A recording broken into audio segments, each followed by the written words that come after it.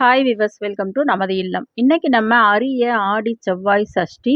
இந்த தீபத்தை ஏற்றினால் எப்பேற்பட்ட தொல்லை தரும் கடனும் தீரும் அப்படின்னு சொல்லியிருக்கோம். சஷ்டி அப்படின்னாலே முருகனுக்கு உகந்த ஒரு நாள். அது செவ்வாய்க்கிழமை வரும்பொழுது விசேஷ நாளாக இருக்கின்றது.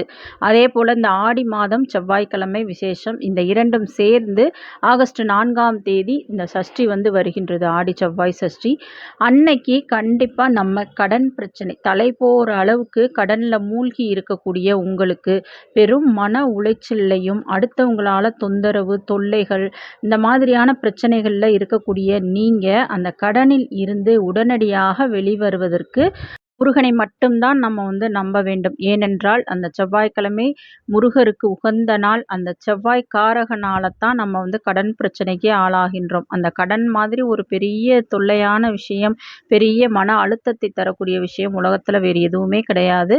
அது கடன் வாங்கினவங்களுக்கு மட்டும்தான் தெரியும் அந்த அவமானங்கள் எல்லாமே. அப்பேற்பட்ட இந்த கடனில் இருந்து நம்மை காப்பாற்றக்கூடிய ஒரே ஆபத் பாந்தவன் முருகப்பெருமான் மட்டும்தான். அந்த கடன் வருவதற்கு காரணம் செவ்வாய் கிரகம். அந்த செவ்வாய் கிரகத்திற்கே காரணகர்த்தா நமது முருகப்பெருமான். அதனால நீங்க முருகரை வழிபட்டாலே போதும். இந்த ஆடி செவ்வாய்க்கிழமை வரக்கூடிய சஷ்டி அன்னைக்கு இந்த தீபத்தை மட்டும் ஏற்றி நீங்க வழிபடுங்க. துவரம் பருப்புல தான் நம்ம தீபம் ஏற்ற போறோம். ஏன்னா செவ்வாய்க்கு உகந்த தானியம் தான் இந்த துவரம் பருப்பு. அது எப்படி ஏற்றுவது, என்னெல்லாம் பிரச்சனைகளுக்கு அது தீர்வை கொடுக்கும் அப்படின்றத பத்தி தெளிவா பார்க்கலாம். அதுக்கு முன்னாடி மறக்காம நம்ம சேனலை சப்ஸ்கிரைப் பண்ணிக்கிறங்க வீவர்ஸ். வாங்க வீடியோக்குள்ள போலாம்.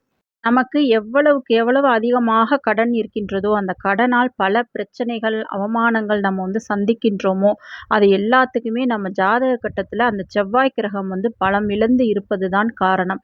அந்த செவ்வாயை உங்கள் ஜாதக கட்டத்தில் பலம் அதிகரிக்க செய்வதற்கும் உங்களுக்கு அந்த செவ்வாயால் தொந்தரவுகள் வராமல் காப்பதற்கும் கடனால் உங்களுக்கு எந்த ஒரு பிரச்சனையும் இல்லாமல் கடனே இல்லாமல் உங்களை வாழ வைப்பதற்கும் அந்த முருகப்பெருமானை தொடர்ந்து நீங்கள் வழிபட்டாலே போதும். அதுவும் செவ்வாய்க்கிழமை தோறும் நீங்கள் முருகரை தீபம் ஏற்றி வழிபட்டுக்கிட்டே வரும்பொழுது, அதுவும் இந்த துவரம் பருப்பு தீபத்தை ஒவ்வொரு செவ்வாய்க்கிழமையும் நீங்கள் ஏற்றிட்டே வரும்பொழுது அந்த கடன் காணாமல் போகும். கடன் பிரச்சனையிலிருந்து நீங்கள் சீக்கிரமாக மீண்டு வருவீங்க. கடன் அப்படின்னாலே எத்தனை லட்சம் கடனாக வட்டிக்கு வாங்கினாலும் சரி, மீட்டர் வட்டியாக இருந்தாலும் சரி, லோனாக இருந்தாலும் சரி, எல்லா கடனுமே இதில் அடங்கும். இந்த கடனுக்கு நம்ம என்ன செய்கிறோம் அப்படின்னா, இந்த சஷ்டி அன்னைக்கு செவ்வாய்க்கிழமை ஆகஸ்ட் 4ஆம் தேதி நம்ம சொல்லியிருக்கோம். காலையிலேயே நீங்கள் விரதத்தை ஸ்டார்ட் பண்ணிடுங்க. உங்களால் முழு நாளும் விரதம் இருந்து மாலை பூஜை முடிந்ததுக்கப்புறம் சாப்பிட முடியும் அப்படின்னா நீங்கள் அது மாதிரி இருக்கலாம். தண்ணீர் மட்டும் அருந்தலாம், பால் பழம் எடுத்துக்கொள்ளலாம், ஒரு வேளை உணவு மட்டும் எடுத்துக்கொள்ளலாம். அது உங்களது இஷ்டம்தான். விரதமாக இருந்து நீங்கள் மாலை நேரத்தில் தான் இந்த பூஜை வழிபாடு செய்யணும். முதல்ல இந்த தீபம் ஏற்றுவதற்கு துவரம் பருப்பு புதுசாக கடையில் வாங்கிக்கிறங்க. வீட்டில் சமையலுக்கு இருக்கிறத யூஸ் பண்ணாதீங்க. இந்த மாதிரி வாங்கிட்டு அதை சுத்தமான பவுலோ அகல் விளக்கோ அல்லது ஒரு பிளேட்டு தாம்பாளமோ எடுத்துட்டு அதில் ஃபுல்லாக அந்த துவரம் பருப்பை கொட்டி வச்சுருங்க.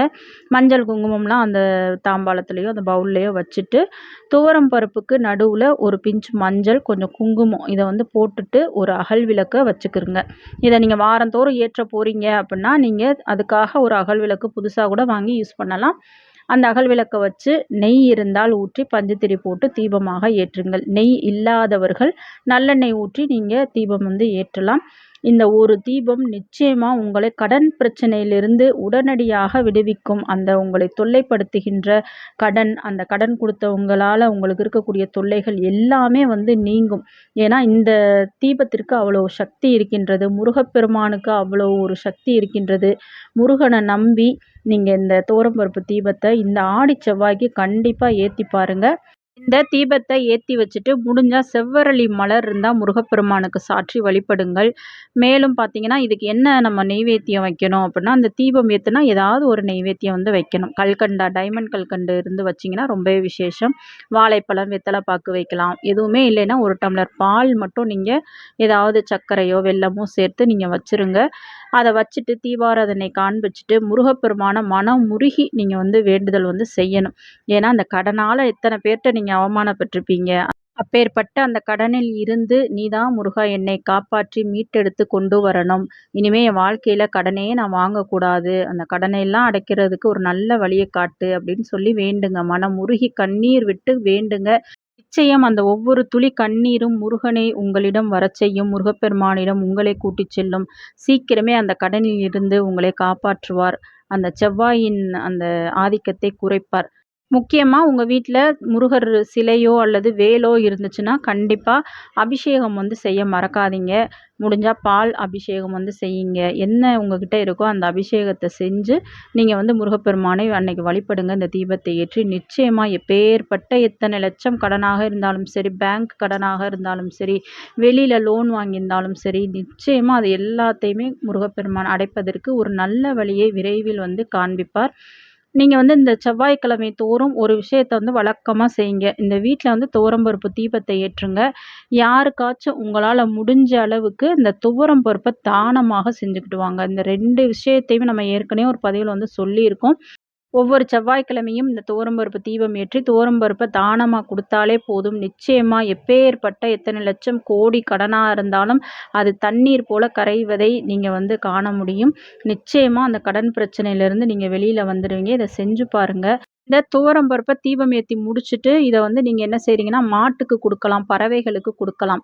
நீங்க வந்து யூஸ் பண்ண வேண்டாம். யாருக்காச்சும் இத வந்து தானமாக கூட குடுக்கலாம். அது உங்களது இஷ்டம் தான்.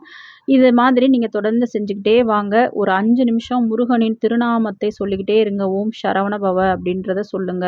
ஆறுமுகம் அருளிடும் அனுதினமும் ஏறுமுகம் அப்படின்றத சொல்லுங்க. நிச்சயமாக உங்க எல்லா வேண்டுதலுக்கும் முருகப்பெருமான் செவி சாய்ப்பார். சொந்த வீடு வேணுனாலும் இத வந்து நீங்க செஞ்சு பார்க்கலாம். இது மாதிரி பல எளிமையான பரிகாரங்கள் தெரிந்து கொள்ள மறக்காம நம்ம சேனல சப்ஸ்கிரைப் பண்ணி பாருங்க வியூவர்ஸ். Thank you.